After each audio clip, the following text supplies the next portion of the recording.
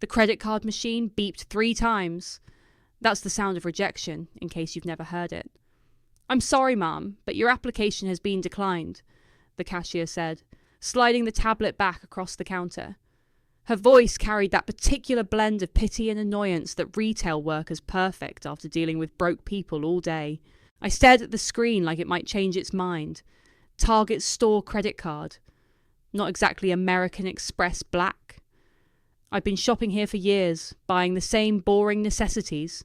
Toilet paper, generic cereal, whatever was on clearance. My credit score was supposed to be pristine. I checked it obsessively, the way some people check their horoscopes. "There must be some mistake," I said, but the words felt hollow even as they left my mouth. "My name is Genesis, and up until that moment, I thought I had my life figured out. 29 years old, working 2 jobs, living in a studio apartment that cost more than my parents' mortgage. But hey, I was independent, self-sufficient. The responsible daughter who never asked for handouts or caused drama at family dinners." The cashier shrugged. "You can call the number on the back of the application. Sometimes it's just a computer glitch." But I knew it wasn't a glitch. You know that feeling when your stomach drops and your brain starts connecting dots you don't want to connect. That was happening right now, standing in Target with a cart full of generic shampoo and marked down Halloween candy. I paid cash and left. 3 days later, I was sitting in my car outside the credit bureau office, holding a manila envelope that felt like it weighed 50 pounds. The woman inside had been professional but sympathetic when she handed it over. "Take your time reviewing everything," she said. "If you find any discrepancies, we have dispute forms available." Discrepancies. What a polite word for what I was looking at. Page 1, a Nordstrom card I'd never opened. Balance $8,400. Page 2, a Chase Sapphire with a $15,000 limit, maxed out. Page 3, a car loan for a BMW I'd never seen, let alone driven. My hands were shaking by page 4. Victoria's Secret, Sephora, American Express, a parade of accounts I'd never opened, all carrying balances that made my monthly salary look like lunch money. The addresses were wrong too. Not my cramped studio on the east side, but my parents' house in the suburbs. The house where I'd grown up, where Sunday dinners still happened every week, where my little sister Zoe still lived rent-free at 24. I called the Nordstrom number first. "Yes, Miss Parker, I see the account here. Opened in 2019. The billing address is on Maple Street." "That's not my address." "Well, it's the address we have on file. The account has been active for several years. In fact, there was a purchase just last week, a Balenciaga handbag for $2,800. The phone slipped in my sweaty palm. "What did you say?" "A Balenciaga bag. Purchased at our downtown location." I knew that bag.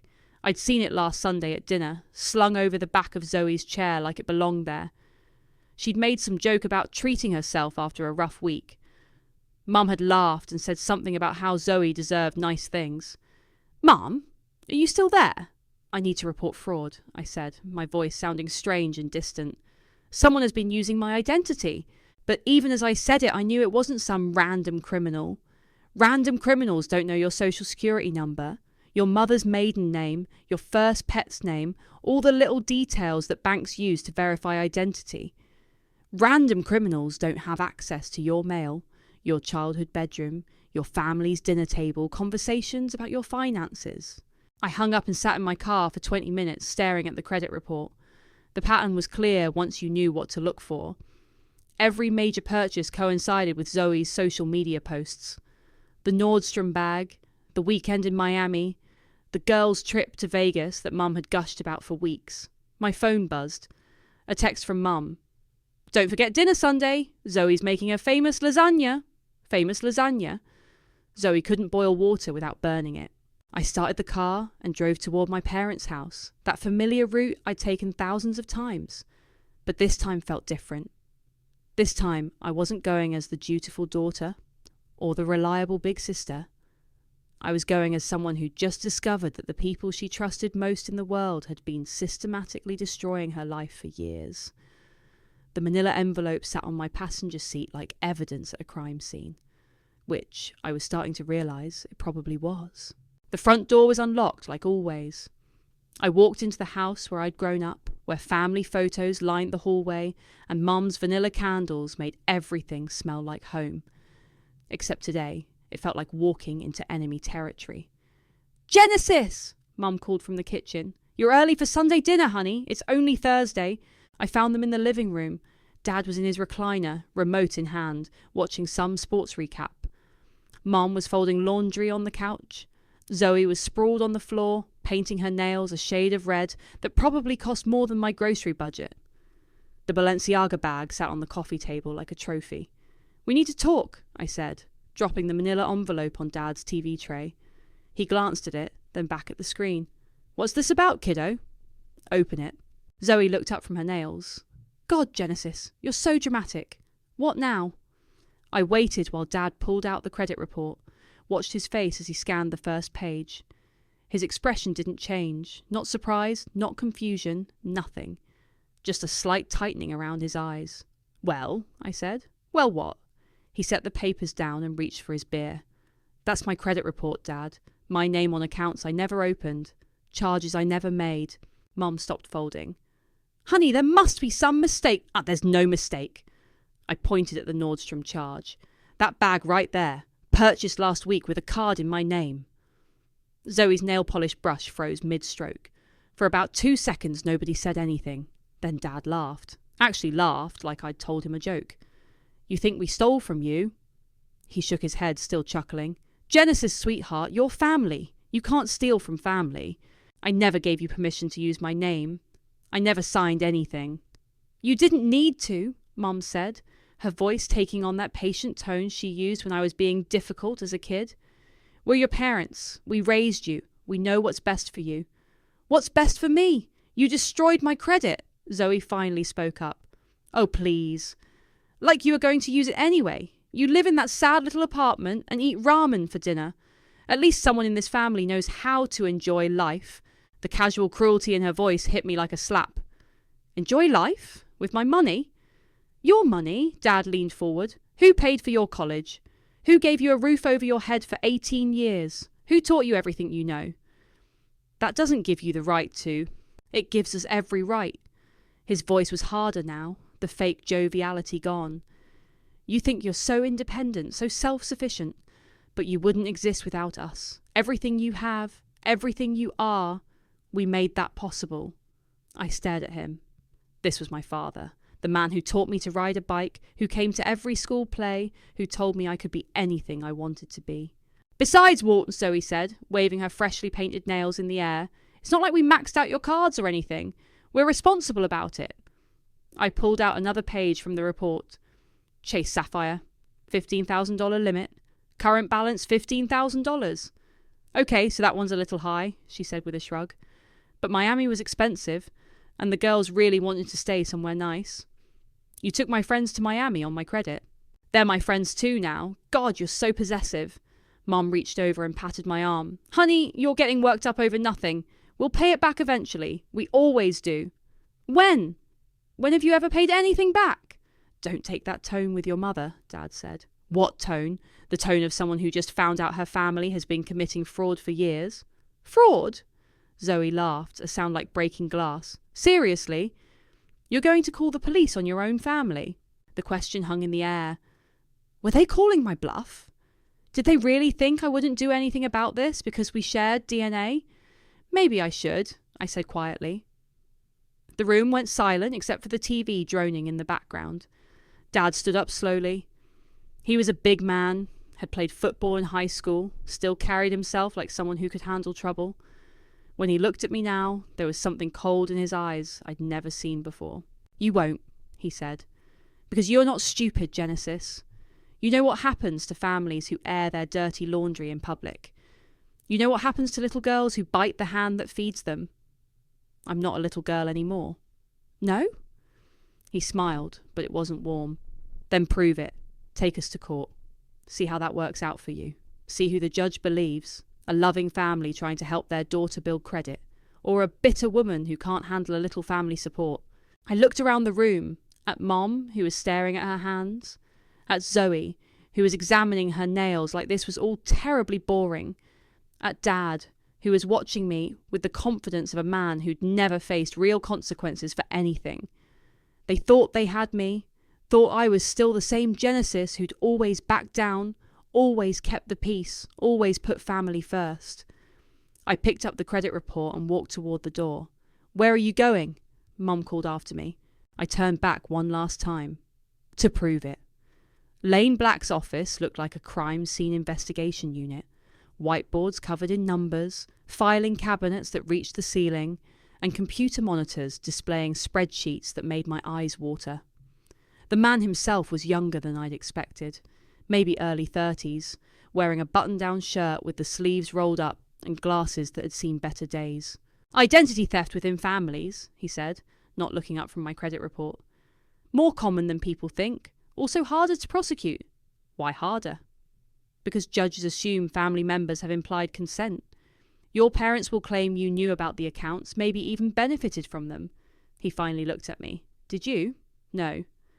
"Ever live at their address as an adult?" "I moved out at 22. "But you still get mail there?" I hesitated. "Sometimes, when I forget to update my address with certain companies." Lane made a note. "That's a problem. Defense attorneys love that kind of thing." He leaned back in his chair. "Tell me about your sister's lifestyle. Social media presence." "She posts everything. Restaurants, shopping trips, vacations. Why?" "Because people who commit financial crimes can't help but show off. It's like a compulsion." He turned to his computer. "What's her Instagram handle?" I gave it to him and watched as he scrolled through months of posts. Designer bags, expensive dinners, weekend trips to places I couldn't afford to visit. "Here," he said, pointing at a photo from 3 weeks ago. "Bottega Veneta store, Beverly Hills. She's holding shopping bags." He clicked to another screen showing my credit report. American Express charge, same date, same location, $1,800. My stomach dropped. She's not even trying to hide it. They never do. Look at this one. Another photo, this time from a spa in Scottsdale. Posted 2 months ago. Your visa shows a charge for desert wellness retreat the same weekend. How much? $4,000. For a girls' weekend, apparently. I stared at the screen. $4,000. That was more than I made in a month at my day job. Lane kept scrolling. "Your sister's very thorough about documenting her lifestyle. Makes my job easier." He pulled up a spreadsheet. "I've been tracking the charges against her social media posts. 93% correlation so far." "What does that mean?" "It means we can prove she was physically present for almost every fraudulent purchase." "That's intent, not just opportunity." My phone buzzed. A text from Kayla. "Can we talk? Your mum called me." I showed Lane the message. "My best friend. They're trying to get to her."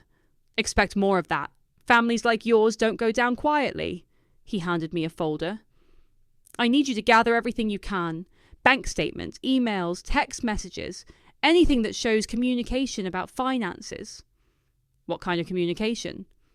"Did they ever ask about your credit score, your income, whether you were planning any major purchases?" I thought back to family dinners. Casual conversations that suddenly seemed less casual. "Yeah, actually. Dad asked about my credit score a few months ago, said he was proud of how responsible I was." Write that down. Date, time, witnesses if possible. My mom was there, and Zoe. "Good. What else?"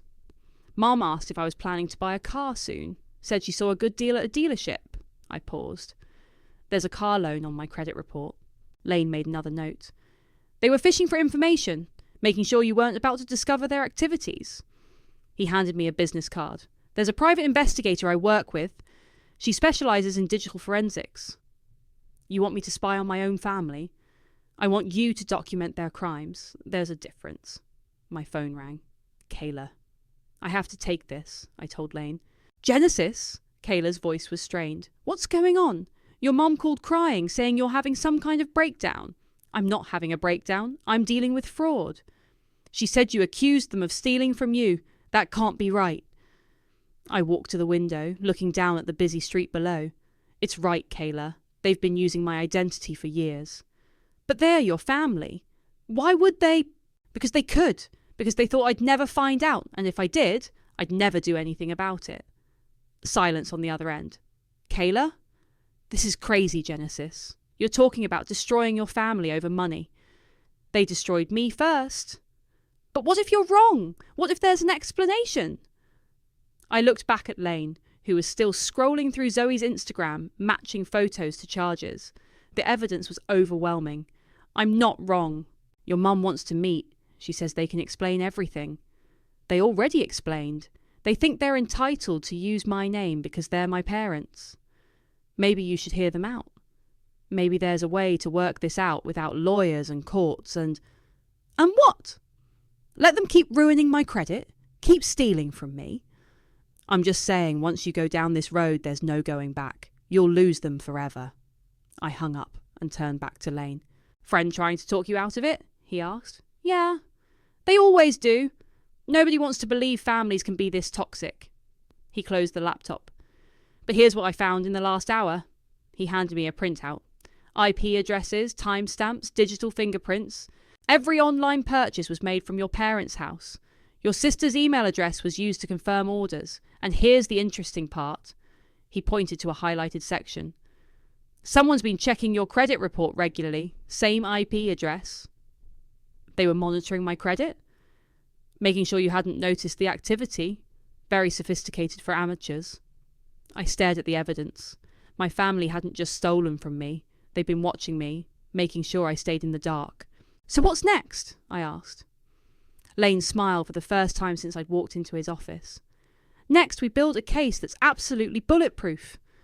The student loan documents arrived on a Tuesday. I'd requested them from every major lender, thinking I'd covered all my bases with the credit cards and store accounts. Turns out, I was wrong. Sally Mae, Navient, Great Lakes, I read aloud to Lane over the phone. $47,000 in student loans I never took out. For what school?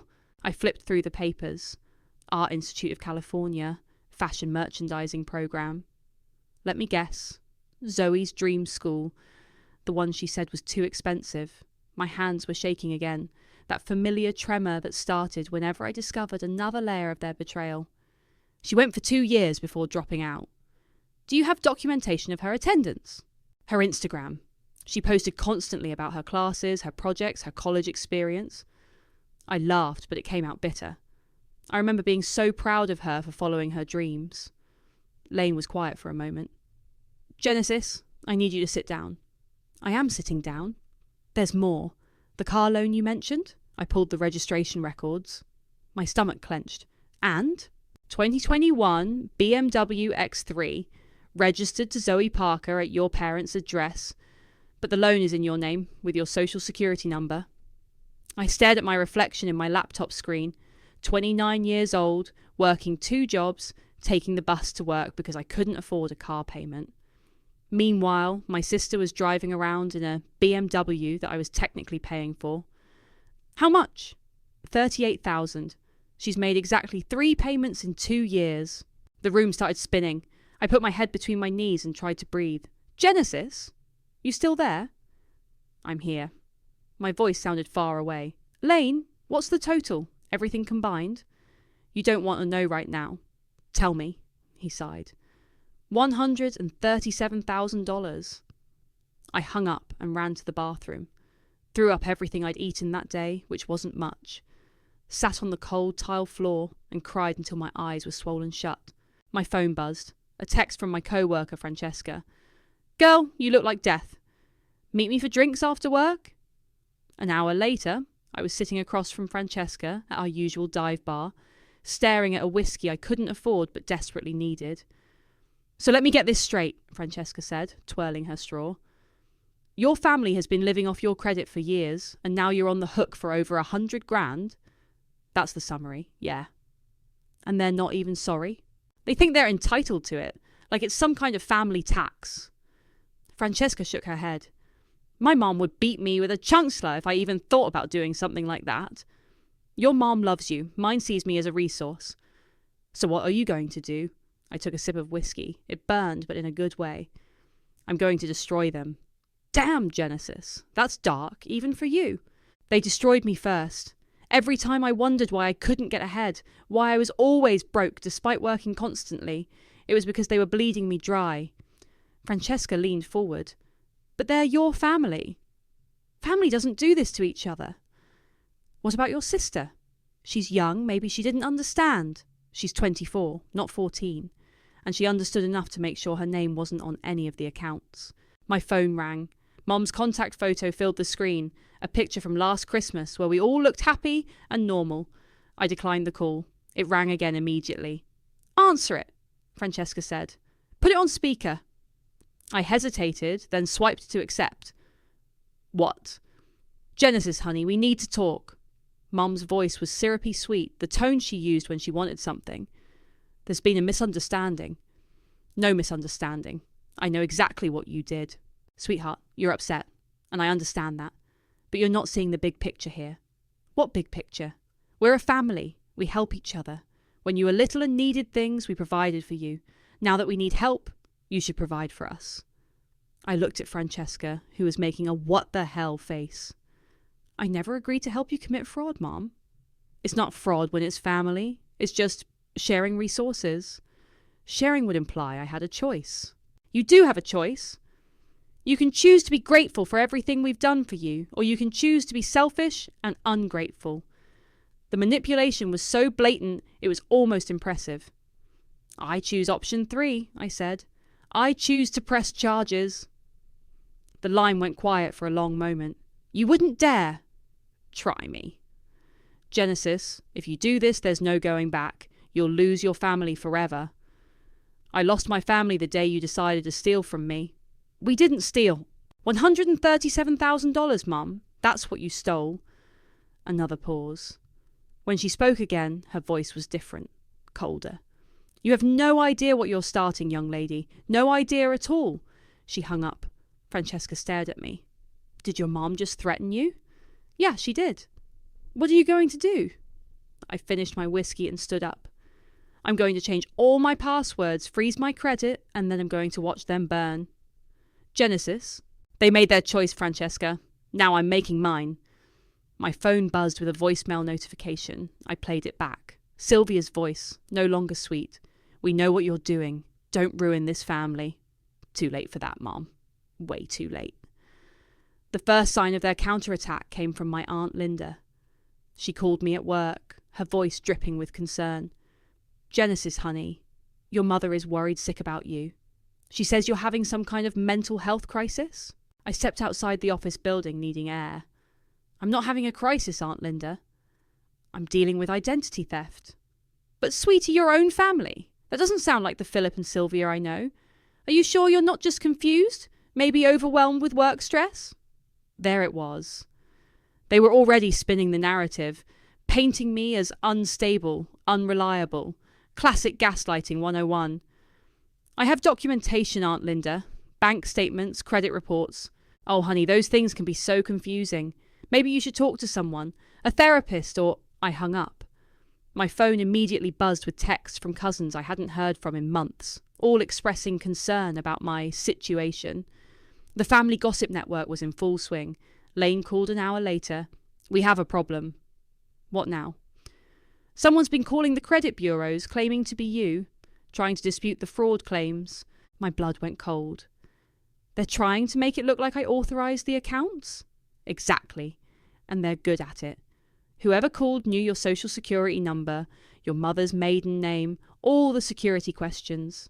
Of course they did. They're my parents. The good news is I recorded all our initial dispute filings.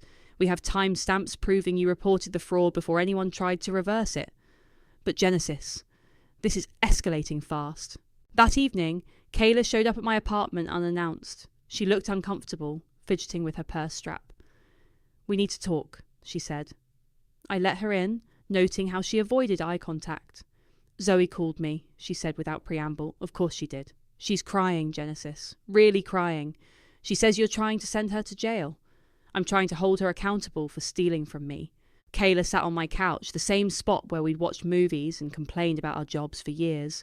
Now she felt like a stranger. She says it was never supposed to hurt you, that they were going to pay everything back. When? After I died of old age? She's scared, Genesis. Really scared. Good. She should be. Kayla flinched. This isn't like you. You're not vindictive. I'm not being vindictive. I'm being realistic. But what if there's another way? What if they could set up a payment plan or...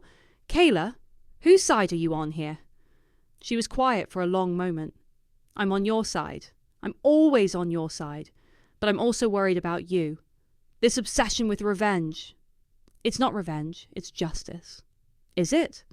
Because from where I'm sitting, it looks like you're about to destroy your entire family over money. I stared at her.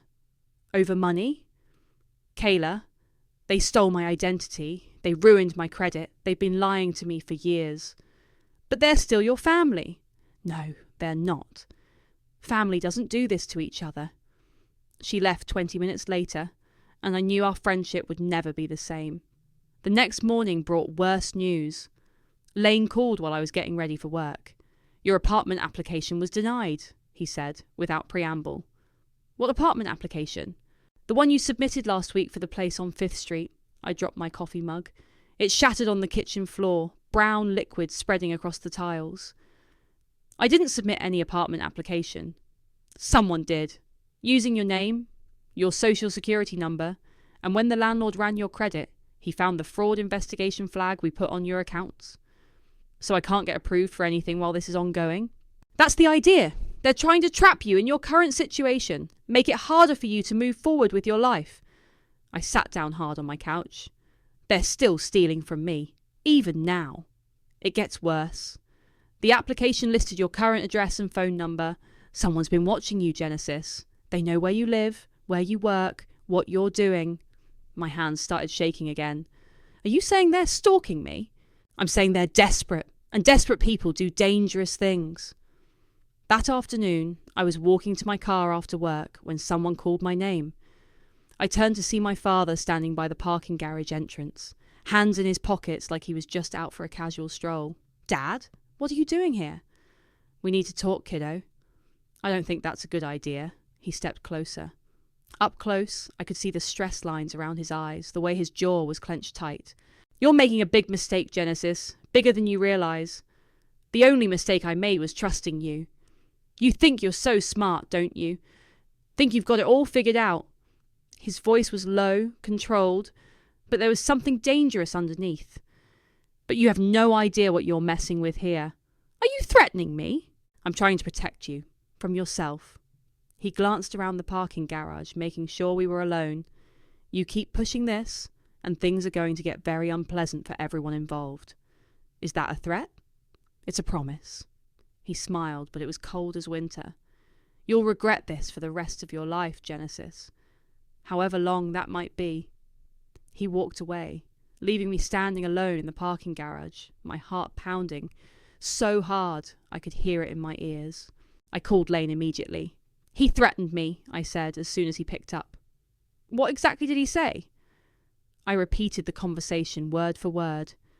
Genesis, I want you to go straight home and lock your doors. Don't go anywhere alone for the next few days. You think he'd actually hurt me? I think a man facing financial ruin and possible jail time might do anything to protect himself. That night, I barely slept. Every sound in the hallway made me jump. Every car that drove past my window made me peek through the blinds. My phone buzzed at 2 a.m. A text from an unknown number. Last chance to make this right. I forwarded it to Lane and tried to convince myself that everything would be okay. But deep down, I knew this was just the beginning. Lane's office looked like a war room. Evidence boxes stacked to the ceiling, printouts covering every surface, and a whiteboard that looked like something from a detective show. He'd been working around the clock for 2 weeks. Tell me you have good news, I said, settling into the chair across from his desk. Better than good. He pulled up a video on his laptop. Remember how your sister loves to document everything? Well, she documented this too. The screen showed Zoe in what looked like a Nordstrom dressing room, trying on the Balenciaga bag I'd seen at my parents' house. But she wasn't alone. She was FaceTiming someone. Can you hear the audio? Lane turned up the volume. Zoe's voice came through clearly. Mum, should I get it? It's 2,800, but Genesis's Nordstrom card has plenty of room. A muffled response from the phone. I know, but she'll never find out. She doesn't even check her credit. Zoe laughed. Besides, what's she going to do? Call the cops on her own family? Lane paused the video. She posted this to her private Instagram story. Thought only her friends could see it. How did you get it? Your sister's not as smart as she thinks. Her Instagram is linked to her email, and her email password is princess123. She uses the same password for everything. He clicked to another screen showing email confirmations, purchase receipts, shipping notifications, all sent to Zoe's email address but for accounts in my name. This is it, Genesis. This is everything we need. What about the student loans? The car? Lane pulled out another folder. Our institute has security footage of Zoe signing enrollment documents. The signature doesn't match yours, but it's clearly her. And the BMW dealership, they have her on camera test driving the car, signing the paperwork. But the paperwork has my name on it. Right, but it has her signature. Handwriting analysis will prove she forged your name. My phone rang. Unknown number. Don't answer it, Lane said. I let it go to voicemail, then played it back on speaker. Genesis? This is Detective Morrison with the County Sheriff's Office. We've received a report that you've been harassing your family members and making false accusations. We'd like to speak with you about this matter. Please call me back. Lane and I looked at each other. They called the police on me. It's a bluff. They're trying to scare you into backing down. He grabbed his phone. I'm calling my attorney contact. We're filing everything today. 2 hours later, I was sitting in a lawyer's office, watching as she reviewed Lane's evidence file. Sarah Martinez was a prosecutor turned private attorney who specialised in white-collar crime. She had the kind of confidence that made you believe she could take on anyone and win. This is actually impressive, Sarah said, flipping through the documents. Most family fraud cases are hard to prove because the evidence is circumstantial, but your sister documented everything. So we can win. We can destroy them. She looked up from the papers. Civil court, criminal charges, the works. But Genesis, I need you to understand something. Once we file these papers, there's no going back. Your family will face serious consequences. What kind of consequences?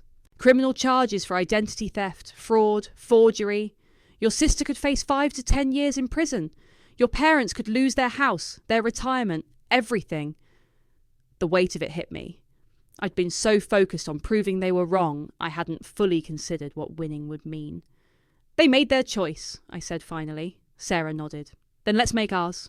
The next morning, I watched from across the street as a process server walked up to my parents' front door.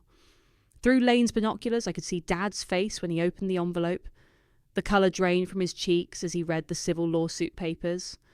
Mum appeared beside him, grabbing the documents. Even from a distance, I could see her hands shaking. My phone started ringing immediately. Mum, Dad, Zoe, even Aunt Linda. I let them all go to voicemail. Within an hour, there was a sheriff's deputy at their door with a warrant to freeze their bank accounts. Then another official-looking person with papers that I assumed were the criminal charges. Lane called me that afternoon. It's done. Civil lawsuit filed. Criminal charges submitted to the DA's office. Asset freeze in place. Your family's accounts are locked pending investigation. All of them. Every account we could find. Checking, savings, credit cards, everything. They can't access any of their money until this is resolved.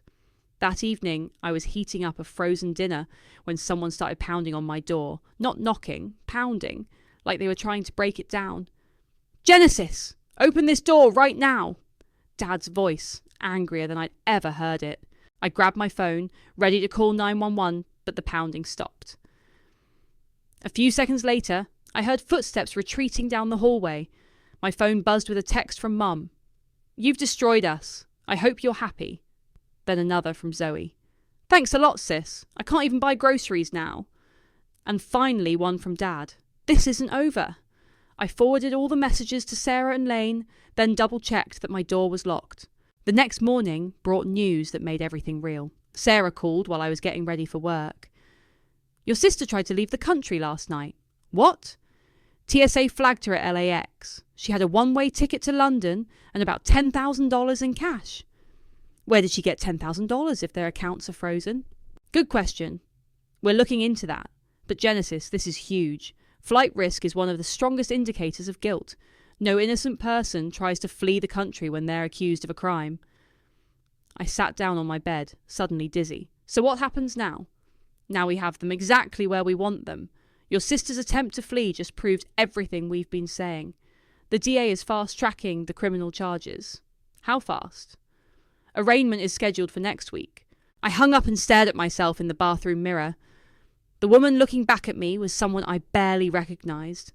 Thinner, harder, with eyes that had seen too much. But for the first time in months, I wasn't afraid. I was ready to watch them face the consequences of what they'd done to me. The courthouse was packed. I hadn't expected media attention, but apparently family identity theft ring was the kind of story that sold papers. Reporters with cameras lined the hallway, and I kept my head down as Sarah guided me through the crowd. "Remember," she said as we found seats in the gallery, "this is just the arraignment. They'll enter pleas, we'll present our evidence summary, and the judge will set bail." I nodded, but my hands were shaking. Across the aisle, I could see my parents' attorney, some expensive-looking guy in a suit that probably cost more than my rent. Dad sat ramrod straight, staring ahead like he was at a business meeting. Mum kept dabbing at her eyes with tissues, playing the victim for the cameras. Zoe wasn't there yet. "Where is she?" I whispered to Sarah. "Still in custody. They'll bring her in shortly." The bailiff called the court to order, and Judge Williams took the bench. She was a stern-looking woman in her 50s who had a reputation for not tolerating nonsense. First case. People versus Philip Parker, Sylvia Parker, and Zoe Parker. Charges of identity theft, fraud, and conspiracy. The side door opened, and Zoe walked in wearing an orange jumpsuit and handcuffs. She looked smaller somehow, diminished. Her hair was pulled back in a messy ponytail, and her face was puffy from crying. For a split second, I felt sorry for her.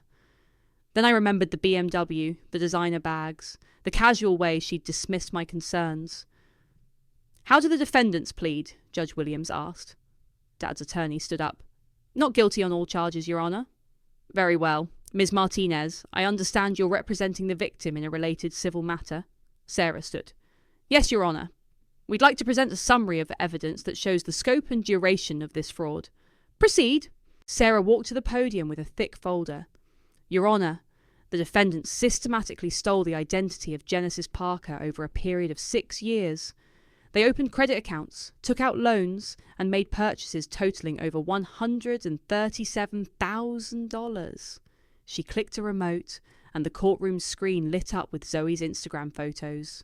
The defendant Zoe Parker documented her crimes on social media, posting photos of herself with stolen merchandise and even recording herself discussing the fraud. The video of Zoe in the Nordstrom dressing room played for the entire courtroom. Her voice echoed off the walls. "Genesis's Nordstrom card has plenty of room. She'll never find out." I watched my parents' faces. Dad's jaw was clenched so tight I thought it might break. Mum had stopped dabbing at her eyes and was staring at the screen in horror. "Furthermore," Sarah continued, "when confronted with evidence of their crimes, the defendants attempted to intimidate the victim and interfere with the investigation." She played the voicemail from Mum. "We know what you're doing. Don't ruin this family. The defendant, Zoe Parker, attempted to flee the country when criminal charges were filed, demonstrating consciousness of guilt and flight risk." Judge Williams looked at the defence attorney. "Counsellor, does your client wish to respond to these allegations?" "Your Honour, this is a family dispute that's been blown out of proportion. My clients are willing to make restitution." "Your Honour," Sarah interrupted, "this isn't a family dispute. This is organised fraud. The defendants used sophisticated methods to monitor the victim's credit, forge documents and cover their tracks. This was premeditated and ongoing." The judge held up a hand for silence. "I've heard enough for now. Given the flight risk demonstrated by Ms. Zoe Parker and the substantial evidence presented, I'm setting bail at $50,000 each for Mr. and Mrs. Parker and $100,000 for Miss Zoe Parker." Dad's attorney stood up quickly. "Your Honour, that's excessive. The defendants have shown they're willing to intimidate witnesses and flee the jurisdiction. Bail stands as set." The gavel came down with a sharp crack. As the bailiff led Zoe away, she turned and looked directly at me. Her eyes were red from crying, but there was something else there too. Hatred, pure and simple. "This is your fault," she mouthed. I stared back at her without flinching. Outside the courthouse, reporters swarmed us. Sarah had prepared me for this, but the chaos was overwhelming. "Miss Parker, How does it feel to press charges against your own family? Do you regret taking this to court?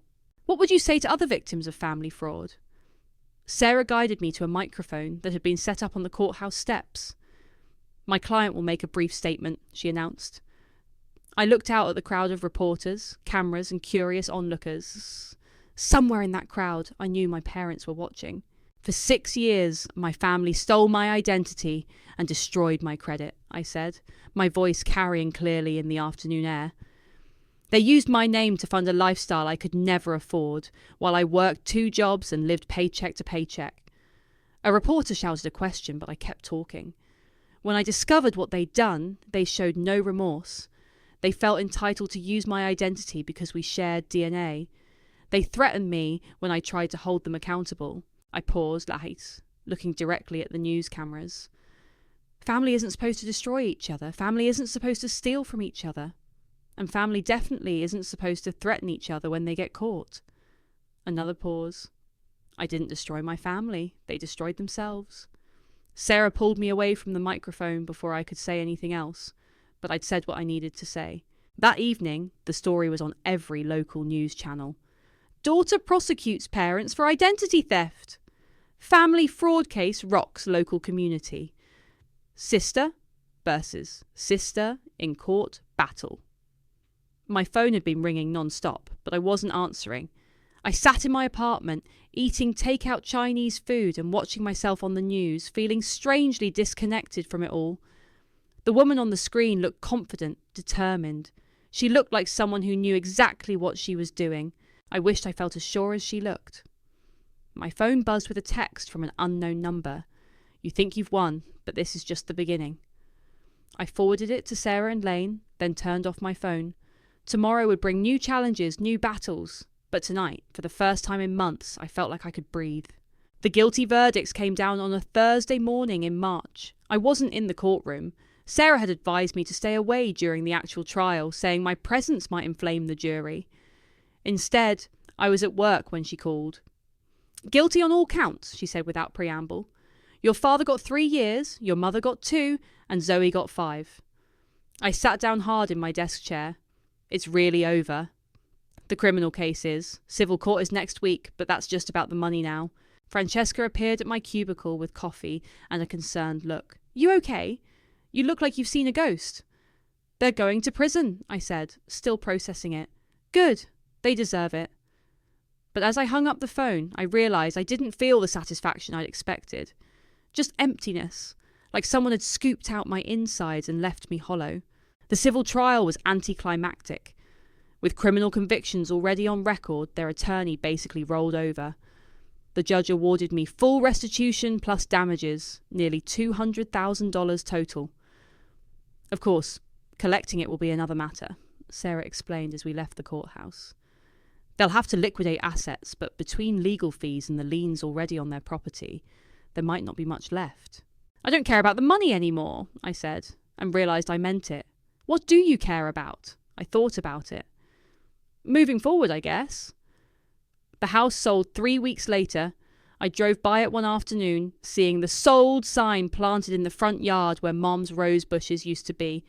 A young family was loading boxes into a moving truck, a couple with 2 small kids who looked excited about their new home. I wondered if they knew what had happened here, if the realtor had disclosed that this was where a family had imploded over greed and betrayal. My phone rang. Kayla. I saw the news about the house, she said. Yeah. How are you doing? We hadn't talked much since the trial. She'd sent a text after the verdicts, something about being sorry for doubting me. But things between us felt strained. I'm okay. Different, but okay. Want to get coffee? Actually talk about this? We met at our old spot, the cafe, where we used to complain about our jobs and gossip about co-workers. It felt like a lifetime ago. I owe you an apology, Kayla said, as soon as we sat down. I should have believed you from the beginning. You were trying to be the voice of reason. I get it. No, I was being naive. I couldn't imagine parents doing that to their own child. She stirred her latte absently. My mum called after the trial. She said she always thought your parents were too good to be true. What do you mean? The way they lived beyond their means, but never seemed worried about money. The way they always had cash for Zoe's expenses, but claimed they were struggling. Kayla looked up at me. She said she wondered where the money was really coming from. I laughed, but it came out bitter. Everyone knew except me. You trusted them. That's not a character flaw, Genesis, isn't it? I was so desperate to believe I had a loving family that I ignored every red flag. They were your parents. You were supposed to be able to trust them. We sat in comfortable silence for a while, watching other customers come and go. Normal people with normal problems, not wondering if their families had destroyed their financial futures. So what now? Kayla asked. I'm moving. Got approved for an apartment across town. Turns out having your credit cleared of fraudulent accounts really improves your score. That's great. Fresh start. Yeah. I pulled out my phone and showed her a screenshot. And I'm starting school in the fall. Business degree, night classes. Genesis, that's amazing. Figured it was time to invest in myself for once, instead of unknowingly funding other people's dreams. My phone buzzed with a notification. Instagram. I'd been avoiding social media since the trial, but something made me check it. Zoe had posted from prison. A selfie in her orange jumpsuit with the caption, "Karma always comes for thieves." Lessons learned, not family. I showed Kayla the screen. She's still playing victim, Kayla said, shaking her head. Let her. The people who matter know the truth. I deleted the Instagram app from my phone right there at the table. You know what's funny? I said. I spent so much energy being angry, planning revenge, building cases, but now that it's over, I just feel free. Free how? Free from them. Free from the obligation to keep their secrets, to protect their reputation, to pretend we were a happy family. I finished my coffee. Free to build a life that's actually mine. Lane called that evening with an update on asset recovery. They'd found some hidden accounts, and I'd probably see about 60 cents on the dollar eventually. That's better than most fraud victims get, he said. I know. Thank you for everything, Lane. Really. What will you do now? Live my life, the one I should have been living all along. After I hung up, I walked to my window and looked out at the city lights. Somewhere out there, my parents were in prison cells, probably still convinced they were the real victims. Somewhere else, families were having dinner together, supporting each other, being what families were supposed to be. I wasn't angry anymore. I wasn't sad. I was just done. My phone rang one more time. Unknown number, but I recognised the area code. The prison. I let it go to voicemail, then deleted it without listening. Whatever they had to say, I didn't need to hear it. I had a new life to build, and for the first time in 29 years, it was going to be entirely my own. The next morning, I started packing for my move. In the bottom of my closet, I found a family photo from last Christmas. All of us smiling around the tree, looking like the perfect family. I stared at it for a long moment, then dropped it in the trash bag with the rest of the things I was leaving behind. Some things weren't worth keeping, no matter how much they used to mean to you.